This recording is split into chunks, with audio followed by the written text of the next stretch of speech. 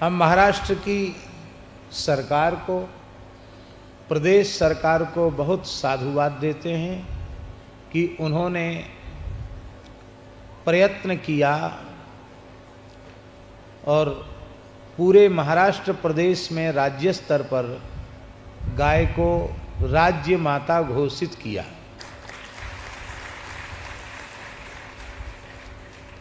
कुछ अनुदान देने का भी प्रयास वे लोग कर रहे हैं प्रत्येक गाय के हिसाब से, किंतु इसमें शासन का दोष अधिक नहीं है, प्रजा का दोष अधिक है। राज्य माता घोषित होने के बाद भी गोवंश की तस्करी निरंतर हो रही है। हमें अभी एक, कहाँ गए अनुराग दास, उन्होंने मोबाइल पर एक सूचना पढ़ के सुनाई कि इसी नांदेड़ जिले में अभी ज़्यादा समय में नहीं, थोड़े ही समय में लगभग 250 मामले पुलिस में गो तस्करी के हैं। तेलंगाना, आंध्रा, कर्नाटका, इधर से दक्षिण भारत में गोवंश की तस्करी होती है। उन क्षेत्रों में, उन राज्यों में कोई ऐसा कानून है नहीं। तो अब संपूर्ण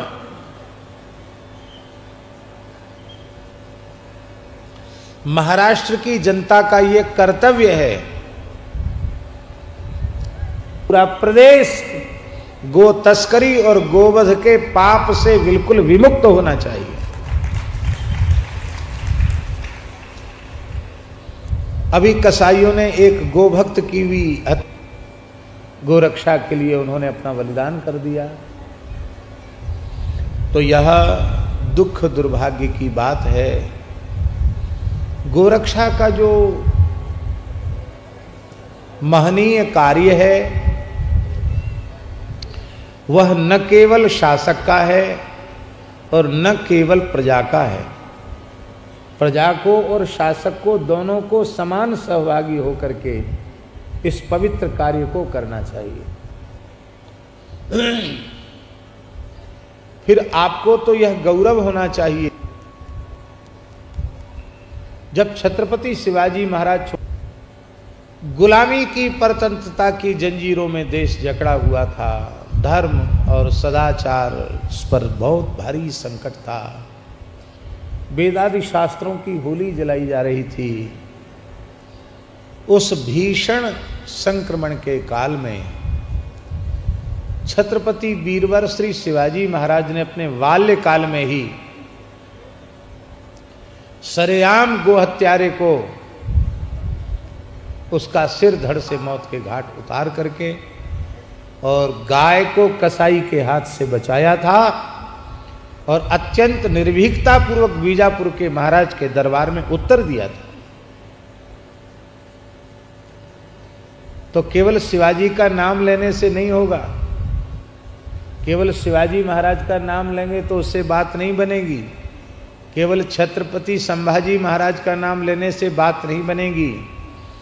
गोरक्षा के लिए उनका जो संकल्प है पिता पुत्र का, उनका जो प्रयास है, उसको हृदय से स्वीकार करके गोरक्षा के लिए कटिबद्ध होकर गोसेवा करने से बात बनेगी।